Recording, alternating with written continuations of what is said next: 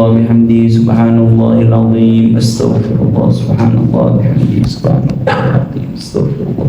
Subhanallah bihamdihi subhanallahil azim. Astaghfirullah. Astaghfirullahalladzi la yadurru ma'a ismihi syai'un fil ardi wa la fis samaa'i wa huwas samii'ul 'aliim. Nawaitu ta'allum wa ta'lim wa tadhakkur wa tadhkir wa naf' wal intifa' wal ifada wal istifada wal hass 'ala tamassuk bi kitabillah wa sunnati rasulih ibtigha wajhillah wa qurbi mardati lillahi ta'ala. Alhamdulillah rabbil alamin wa bihi nasta'in 'ala umurid dunya wad din. Wassalatu wassalamu 'ala asyrafil anbiya'i wal mursalin wa 'ala alihi wa sahbihi wa man tabi'ahum bi ihsanin ila yaumiddin. Amma ba'du. Yang dirahmati Allah Subhanahu wa taala, alhamdulillah summa alhamdulillah atas nikmatnya Allah, atas kehendaknya Allah, atas kemurahan Allah Subhanahu wa taala, atas kasih sayangnya Allah Subhanahu wa taala.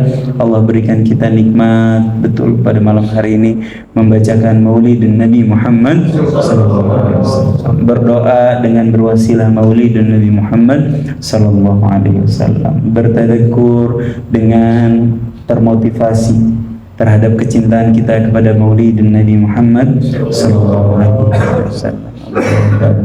Allah kumpulkan kita dalam kecintaan kita sama-sama kepada baginda Nabi Muhammad sallallahu alaihi wasallam.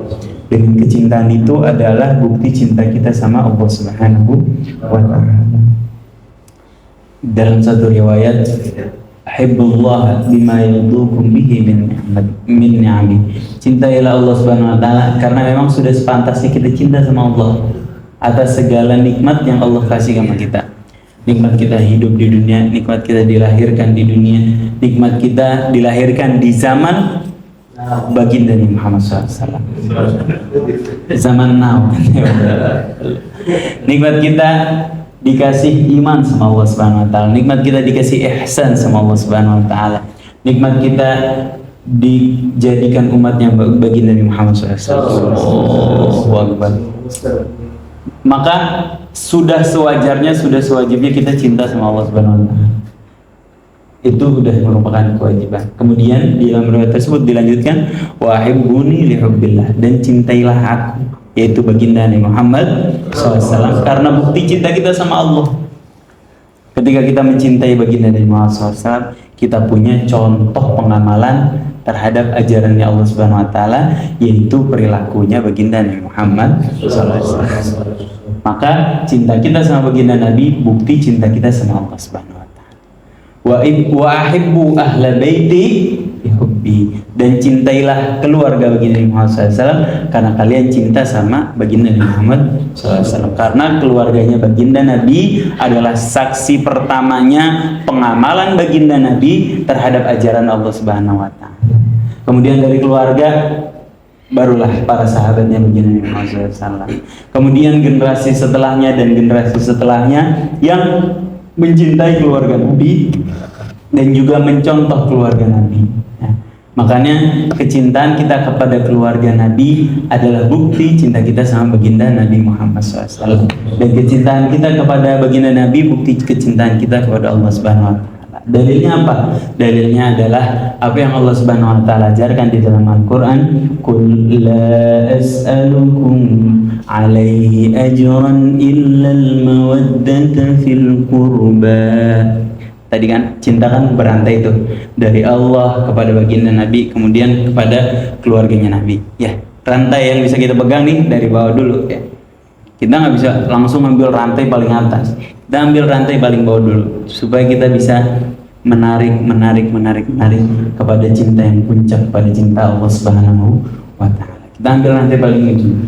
Apa bukti cinta kita kepada keluarga Nabi? Apa dasar kecintaan kita kepada keluarga Nabi? Adalah ayat perintah Allah Subhanahu wa taala. Katakanlah wahai baginda Nabi Muhammad SAW. Kepada siapa? Kepada umatnya Nabi Muhammad SAW. Katakanlah wahai baginda Nabi kepada umatmu, la as'alukum alaihi ajran. Aku tidak meminta balasan apa-apa terhadap apa yang Allah Subhanahu wa taala berikan nikmat kepada engkau. Aku nggak bisa, nggak minta apapun. La as'alukum alaihi ajran. Aku nggak minta ajr, nggak minta balasan terhadap perjuangannya Nabi, terhadap darahnya Nabi yang sudah dikeluarkan, terhadap kesabaran baginda Nabi Muhammad SAW membimbing umatnya, terhadap jerih payahnya Nabi Muhammad SAW membawa risalah dari Allah Subhanahu Wa Taala. Allah bilang, "Qul la as'alukum alaihi ajran." Bilang kepada umatmu, aku nggak minta ajar apa-apa, illa kecuali. Berarti ini ada perintah Allah. Setelah kecuali ini adalah kewajiban dari Allah supaya apa? Supaya kita membalas perjuangannya Nabi Muhammad SAW ya, atas jasanya baginda Nabi Muhammad SAW. Rasa terima kasih kita kepada perjuangan baginda Nabi Muhammad SAW. Apa illa abis illa al mawaddata fil qurba, adalah kecintaan kita kepada al qurba, kerabatnya. Siapa? Kerabatnya siapa?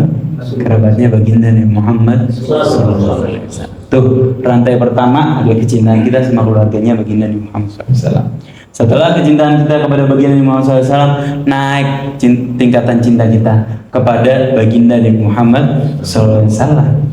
Apa buktinya? Adalah perintah Allah Subhanahu Wa Taala. Kita baca tiap awal Maulid ayatnya. Apa ayatnya? A'udzu billahi minasyaitonir rajim. Qul in kuntum tuhibbunallah fattabi'uni. Katakanlah kalau benar kamu cinta sama Allah. Bukti cintamu sama Allah apa? Ittabi'uni. Ikuti langkah. Ittiba, berittiba, mengikuti langkah. Langkahku, siapa aku di sini? Baginda Nabi Muhammad SAW. Maka keteladanan baginda Nabi Muhammad SAW, kita ngikutin baginda Nabi Muhammad SAW atas dasar cinta kita sama baginda Nabi Muhammad SAW adalah bukti cinta kita sama Allah Subhanahu Wa Taala. Ya, itu udah bahas di pertemuan sebelumnya. Cinta tanpa pembuktian apa? Gombal gembel, ya, gombal gembel. Omongan belaka, omon kalau kata siapa yang ngomong omon. Itulah pokoknya ya, yang mau dilantik bilang omon katanya. Cinta tanpa pembuktian adalah omon. Cinta butuh pembuktian. Apa bukti cinta kita sama Allah? Ittiba. Ini garis bawahi, ittiba atau ngikutin siapa? Fattabi'uni, mengikuti baginda Nabi Muhammad sallallahu alaihi wasallam. Ketika kita sudah mengikuti ittiba kepada baginda Nabi Muhammad SAW, setidaknya berusaha berittiba dari segi apapun. Ittiba kita ngikuti Nabi Muhammad SAW dari segi yang paling wajib aja, sholat 5 waktu, nggak pernah absen. Udah sholat 5 waktu, kita ittiba lagi, sholat di awal waktu. Udah sholat di awal waktu, kita tambah ittiba kita, sholat berjamaah dulu, berjamaah di masjid ya. Jamaahnya udah cakep sama bini di rumah, saban hari jamaah sama bini di rumah. Hari ini bini ke-1, besok bini ke-2, besok bini ke-3. Ya, besok bini ke-4 ya. Nggak apa-apa, namanya kita misalnya punya bini banyak ya. Kalau gini jadi publikasi ya. Misalnya satu aja pusing gitu, satu aja belum habis. Misalnya jamaah saban hari mau bini, udah cakep jamaah saban hari, jamaah masih udah cakep, lebih baik daripada sholat sendiri ya. Besok diperbaiki lagi jamaah di masjid, karena Allah Subhanahu Wa Taala sebagai bentuk ittiba kita sama Allah, sama baginda Nabi Muhammad. Udah ittiba dari segi sholat, ittiba dari segi harta, kewajiban daripada harta kita, keluarin sebagian harta kita ya, dari pendapatan kita keluarin 5-10% dari penghasilan yang kita punya, dari harta yang diam selama setahun, hartanya lebih dari 80 gram emas atau 80 juta. Kalau sekarang enggak, 80 gram berapa sekarang? 90 ya, harga emas 1,5, 90-an ya, atau 100 ya, atau kita ambil jaga-jaga 80 juta, harta diam lebih dari 80 juta, kenain selama setiap tahun berapa persen? 2,5%. Oh, tiba-tiba dapat proyekan, tiba-tiba apa ya? Kita dapat uang kaget. Ya, ada orang mau beli rumah, kita kenal sama teman yang mau jual rumah, kita ketemuin dapat uang kaget. Maka pajaknya 20%. Ya, pajak rezeki kaget. Ya, kalau tidak pajak rezeki kaget 20%. Keluar. Ya, karena Allah Subhanahu wa taala, insyaallah keberkahan dikasih sama Allah Subhanahu wa taala.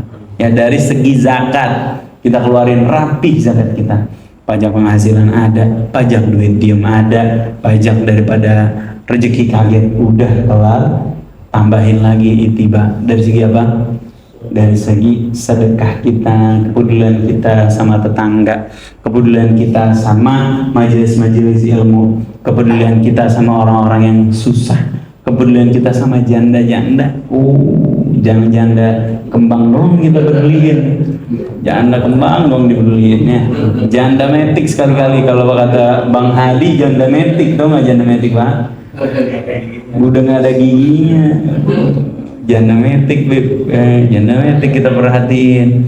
Janda yang punya anak yatim terutama. Ada lagi janda yang lebih butuh lagi, janda yang punya anak yatim, yatimnya yatim kurung. Itu bapak kalau bantu dia, insya Allah minta doa sama dia, doanya dijaga sama Allah Subhanahu wa taala. Bayangkan, yatim kurung tuh, yatim kurung nggak? Istilah orang Cilengsi sini yatim kurung. Jadi yatimnya ketika masih di dalam kandungan, dia belum lahir, bapaknya udah meninggal. Itu biasanya kita di kampung Kalimanggis, Cilengsi, di Gunung Putri, orang-orang sini bilang apa? Yatim kurung. Ya, kayak baginda Nabi Muhammad SAW. Yatim ketika dia masih di dalam kandungan. Nah, itu lebih Masya Allah, bapak kalau bantu mereka, kemudian bapak minta doa sama ibunya, tuh minta doa sama anaknya, kalau anaknya udah mulai ngerti, insya Allah doanya diijabah sama Allah Subhanahu wa taala. Kita sempat buktiin berapa kali biidznillah dengan izin Allah Subhanahu wa taala, doa-doa yatim kurung itu luar biasa. Ya, bantuin janda. As-sa'i 'alal armalati wal miskin, penolong janda dan orang miskin. Kal mujahidi fi sabilillah, seperti orang yang berjihad di jalan Allah Subhanahu wa taala. Au kalladzi yaqumul laila wa yasumun nahar, atau setidaknya seperti orang yang bangun di malam hari dan berpuasa di siang hari. Jadi next time kalau bapak-bapak mau keluar rumah bantuin janda, ditanya istri mau kemana? Mau jihad di jalan Allah Subhanahu wa taala. Mantap itu. Mau jihad saya, Bu. Mau jihad. Jangan direkam, nanti istri nonton bahaya ini. Dia ketahuan, saya mau jihad, Bu. Tahu-taunya bantuin janda. Allahu Akbar. Allah. Nah, beritiba dari segi harta, beritiba dari segi tenaga, ya, beritiba dari segi tenaga. Artinya dari segi perilaku, jaga akhlak kita, jaga sikap kita, jaga lisan kita, jaga mata kita, jaga tangan kita dari apa-apa yang diridhoi sama Allah Subhanahu wa taala, jauhi dari apa-apa yang diharamkan oleh Allah Subhanahu wa taala. Namanya ittiba tuh, ittiba mengikuti langkah baginda Muhammad SAW. Kalau cuman bisa dari segi penampilan gimana? Enggak apa-apa. Boleh, karena itu ittiba paling dasar. Ya, anehnya sekarang ittiba paling dasar jadi tuntutan yang paling besar kayaknya.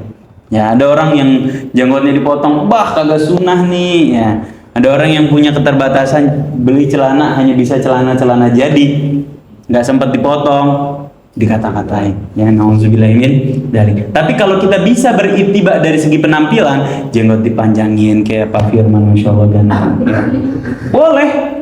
Ya, misalnya celana kita punya waktu, kita potong di atas mata kaki, boleh, dalam rangka karena kita cinta sama Nabi. Namanya kita cinta sama seseorang, kita ikutin apa-apa hal terkecil dari beliau. Ya, orang cinta sama Korea, rambutnya dikorek-korain, kulitnya diputih-putihin, ya luar biasa. Orang kita dulu zaman kecil suka sama pemain bola siapa? Batistuta zaman dulu ya, di Batistuta. Nggak tahu masih hidup apa enggak ya. Saya waktu kecil masih hidup ya, masih main ya, udah pensiun tapi ya. Batistuta kita beli bajunya Batistuta dulu ya. David Beckham kita beli bajunya. Iya, saya masih tuan Batistuta ya. Totti. Ya, terus siapa lagi? Itulah Totti, Batistuta, Oliver Kahn ya, sejaman tuh. Kita beli tuh bajunya. Kita pakai. Kita ada yang nyamain rambutnya kayak rambut dia. Ya, rambut Ronaldo yang kecupluk begitu. Karena dia ngefans sama Ronaldo deh. Nah, begitu juga kita, kecintaan kita sama baginda Muhammad SAW boleh saja dialirkan dengan kita niru fisiknya baginda Muhammad SAW. Sah-sah saja sebagai bentuk ittiba kita terhadap penampilan baginda Muhammad SAW. Tapi ini ittiba yang paling dasar. Ya, karena semua orang bisa berpenampilan, hatta orang yang belum beriman pun bisa berpenampilan seperti itu. Ya, bisa, gampang, hal yang gampang.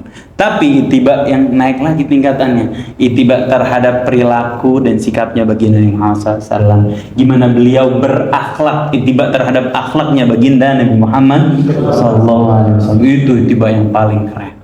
Ittiba yang paling keren. Ya. Ketika kita sudah berittiba, maka balasannya yuhibbukumullah. Allah Subhanahu wa taala akan berikan cintanya kepada kalian. Wa yaghfir lakum dzunubakum. Setelah itu Allah Subhanahu wa taala akan ampuni dosa kamu. Wallahu ghafurur rahim. Sungguhnya Allah Subhanahu wa taala Maha Pengampun lagi Maha Penyayang. Dapat cintanya Allah karena kita berittiba sama baginda Muhammad SAW. Dapat ampunannya Allah Subhanahu wa taala karena kita ngefans, mengidolakan baginda Nabi Muhammad SAW. Malam ini kita dapat satu ittiba, ya, yaitu membaca surat Al-Waqiah, yang mana menurut riwayat Baihaqi, surat Al-Waqiah ini akan menghindarkan seseorang dari kefakiran ketika dia baca surat Al-Waqiah setiap malam sebelum tidur. Atau setiap malam dari habis maghrib juga boleh. Begitu matahari mulai terbenam, kita coba baca surat Al-Waqiah, menghindarkan kita dari kefakiran. Surat Al-Waqiah juga mengandung makna yang luar biasa besar. Al-Waqiah mengingatkan kita kepada Al-Waqi', sesuatu yang pasti terjadi, yaitu datangnya hari kiamat. Kata Allah Subhanahu wa taala, "Idza waqa'atil waqi'ah."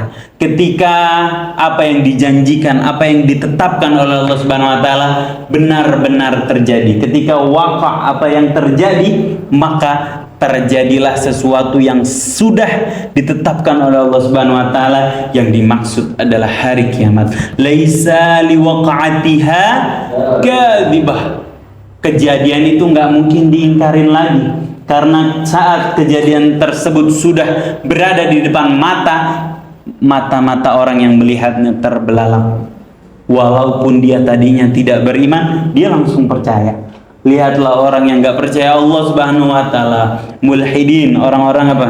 Orang-orang yang nggak mengimani keberadaan Allah Subhanahu wa taala, ateis, liberal dan lain sebagainya. Ketika menghadapi hari kiamat, mereka matanya akan terbelalak menghadapi sesuatu yang laisa liwaqa'atiha kadzibah, sesuatu yang kejadiannya itu tidak mungkin diingkari. Khafidatur rafi'ah.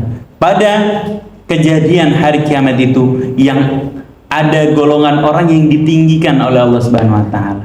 Ada orang yang direndahkan sama Allah Subhanahu wa taala. Ya. Barangkali ada orang yang di dunianya begitu diagung-agungkan, ditinggi-tinggikan dengan flexing kekayaannya, dengan flexing ketenarannya, dengan sesuatu yang dibanggakan dari segi harta, barangkali dari segi kekuasaan, dia dielu-elukan di dunia.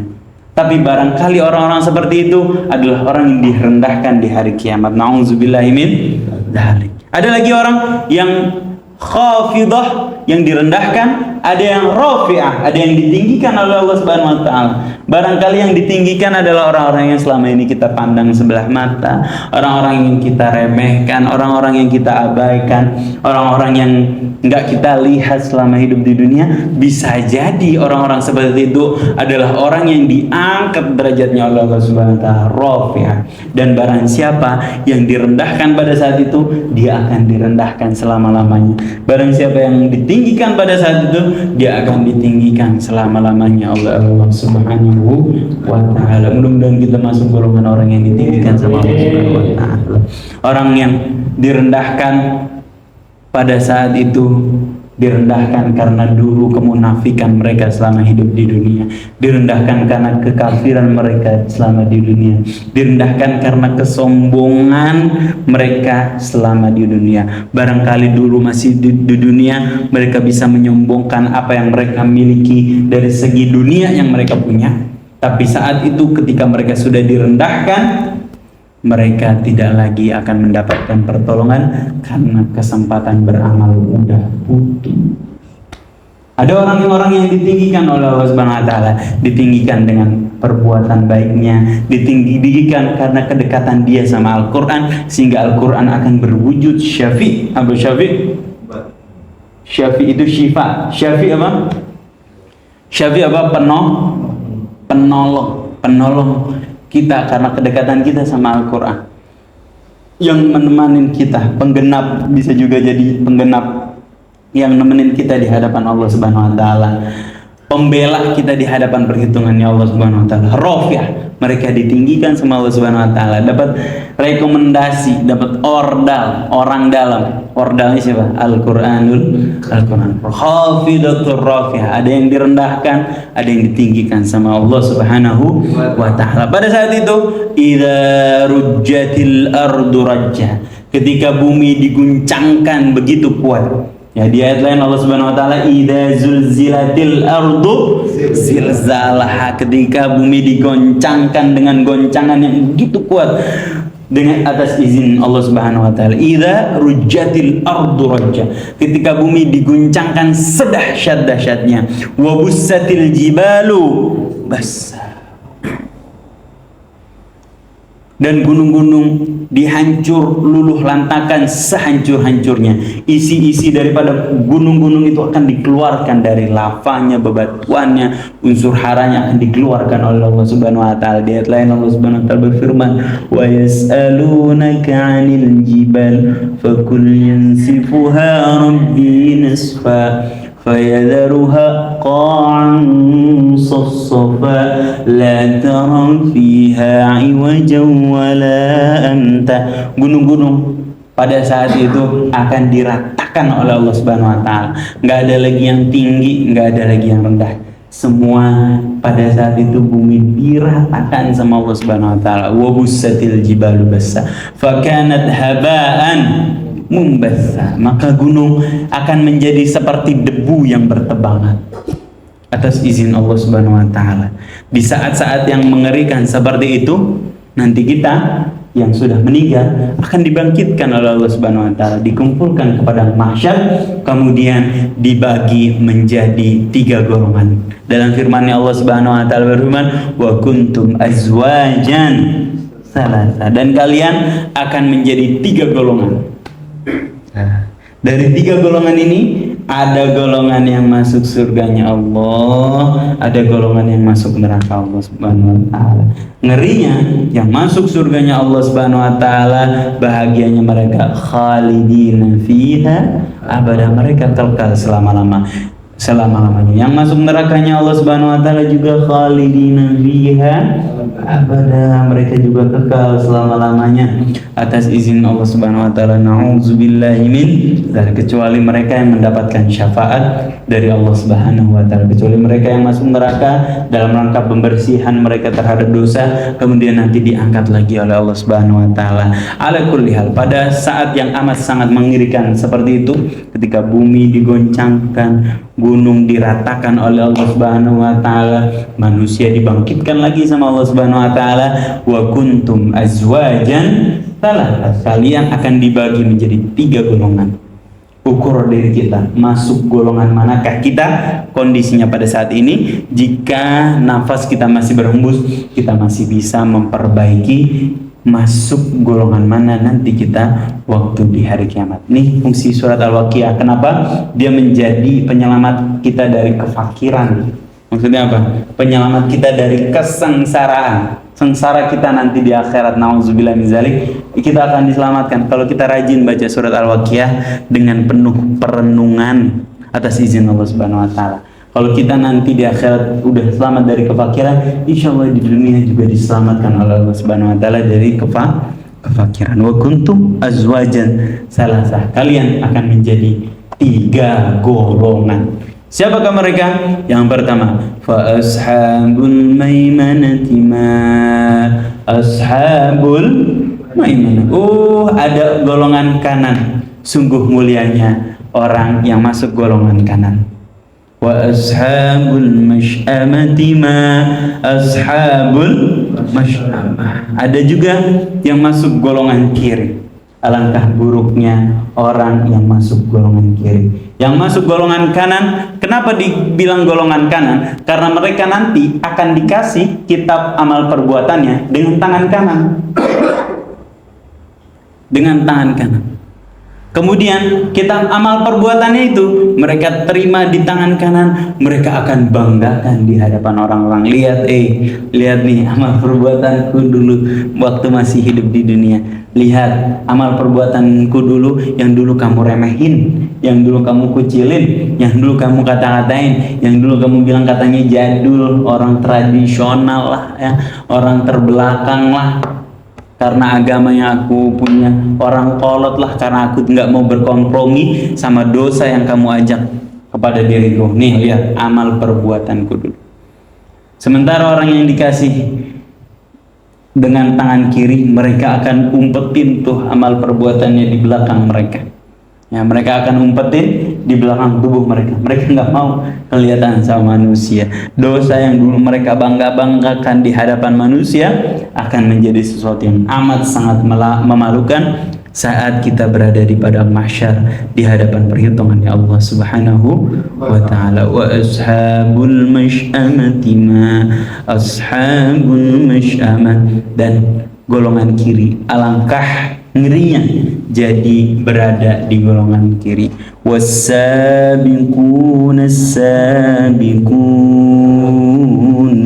ulaikal muqarrabun. Dan orang yang paling dahulu beriman, mereka lah yang paling dahulu masuk surga.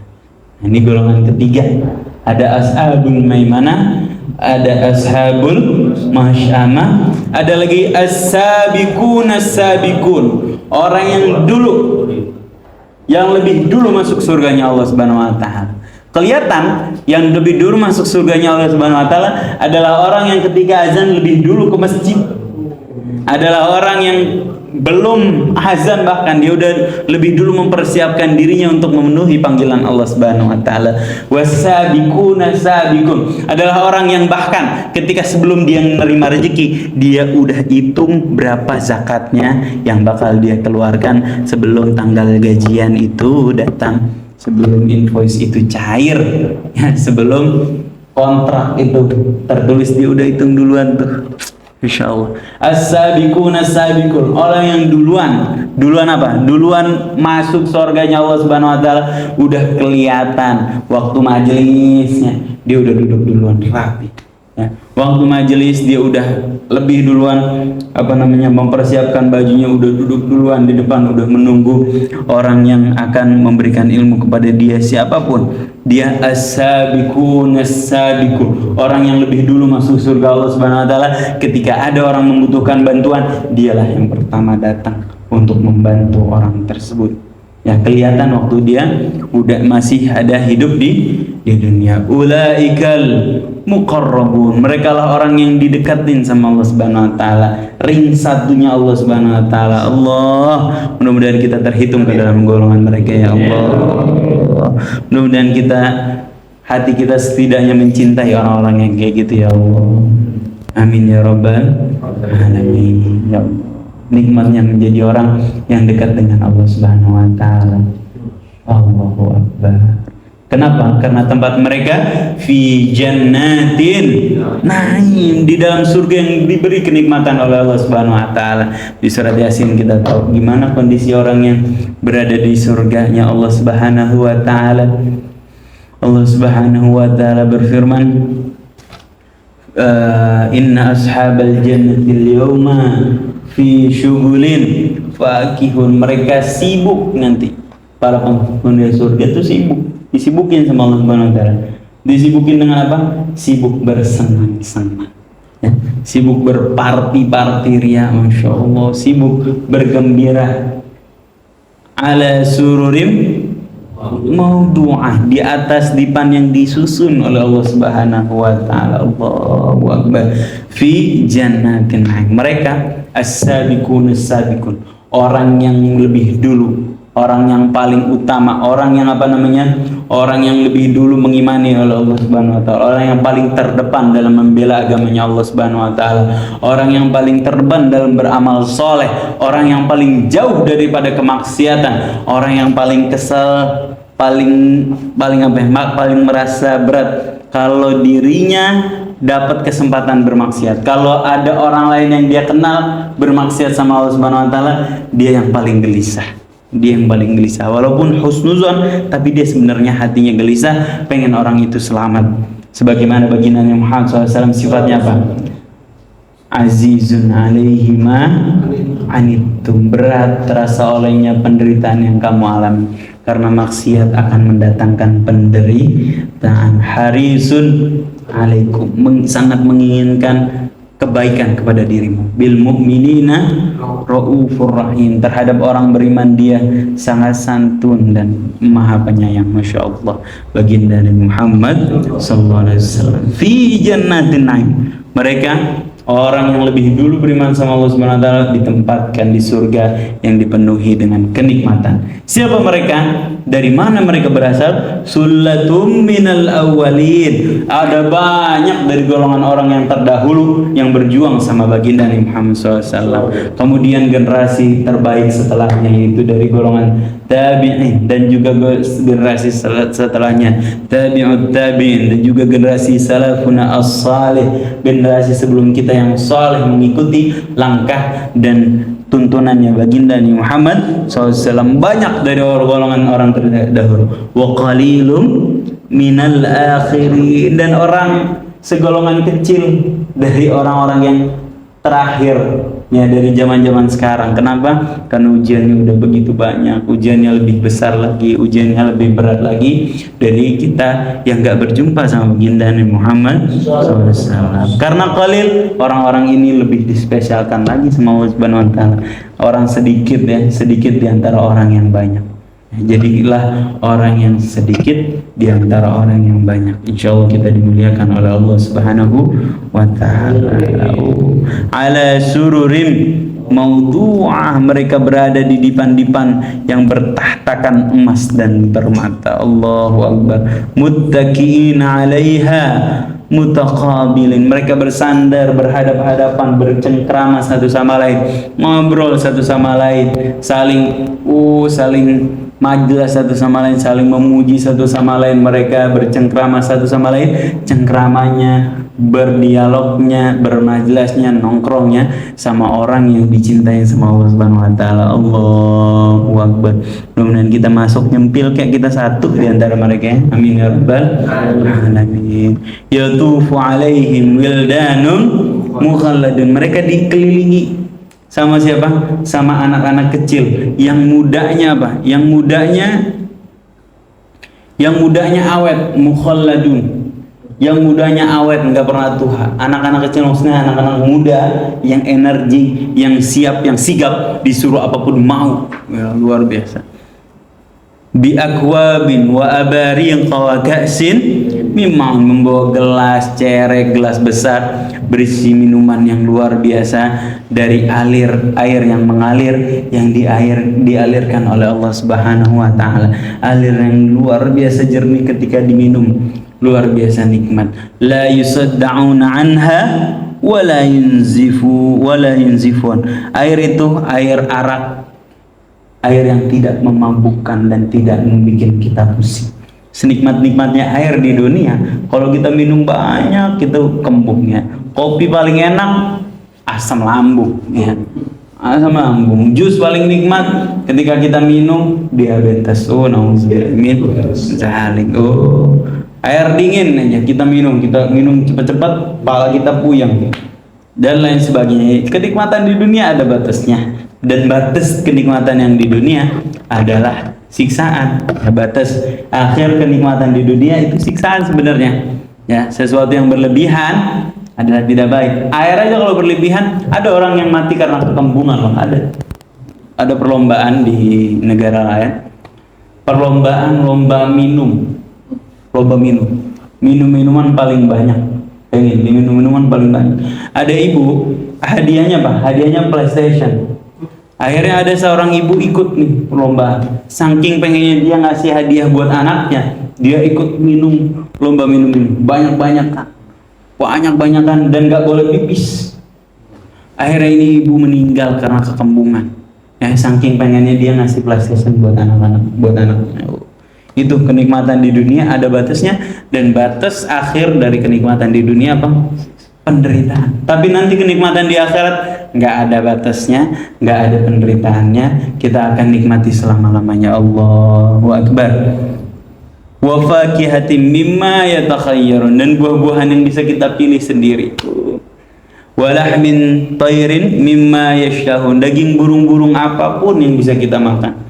Wa hurun 'ain, dan bidadari-bidadari yang bermata indah, Masya Allah. Ka'amsalil lu'lu'il maknun, bidadari tersebut laksana mutiara yang disimpan baik, nggak pernah dicolek, nggak pernah dilihat, nggak pernah digodain orang, nggak pernah punya sosial media, nggak pernah main TikTok, nggak pernah main Instagram, ya, nggak pernah joget-joget di Instagram dan lain sebagainya. Ka'amsalil lu'lu'il maknun, laksana mutiara yang tersimpan dengan baik. Allah, sebaik-baiknya wanita di dunia adalah wanita yang tersimpan dengan baik, tidak dilihat kecuali oleh mahramnya, tidak memandang, tidak dipandang kecuali orang-orang yang halal untuk memandangnya. Begitulah bidadari-bidadari di surga nanti, bidadarinya laksana mutiara yang tersimpan dengan baik. Dan orang yang berhak menikmati bidadari seperti itu adalah orang yang berhasil menjaga matanya dengan baik ketika dia masih hidup di dunia. Jazaa'an bima kanu ya'malun, sebagai balasan atas apa yang mereka kerjakan dulu waktu masih di dunia. La yasma'una fiha lagwan wala ta'sima, mereka nggak mendengar percakapan yang sia-sia ataupun percakapan yang menimbulkan dosa. Illa kilan salaman salama, percakapan itu adalah percakapan yang selamat, percakapan yang bikin senang hati, percakapan yang bikin bahagia hati. Enggak kayak kita kadang suka bikin percakapan yang lucu luar biasa, tapi di balik kelucuannya itu ada penderitaan orang lain yang kita rendahkan, ada harga diri orang lain yang kita hilangkan. Nauzubillahi min dzalik. Allah, mudah-mudahan kita masuk ke dalam as-sabiqun as-sabiqun. Mudah-mudahan Allah Subhanahu wa taala kumpulkan kita bersama baginda Muhammad sallallahu alaihi wasallam, bersama as-sabiqun as-sabiqun, orang yang terlebih dahulu masuk surganya Allah Subhanahu wa taala, orang yang masuk surga tanpa hisabnya Allah Subhanahu wa taala, orang yang diselamatkan dari fitnah dunia, fitnah zaman, fitnah apapun yang akan menjauhkan kita dari keridhaannya Allah Subhanahu wa taala. Ala hadhihi wa ala kulli niyatin salihah wa ala ma nusarfun salih wa ila hadratin Muhammad sallallahu alaihi wa alihi wasallam. Al-Fatihah.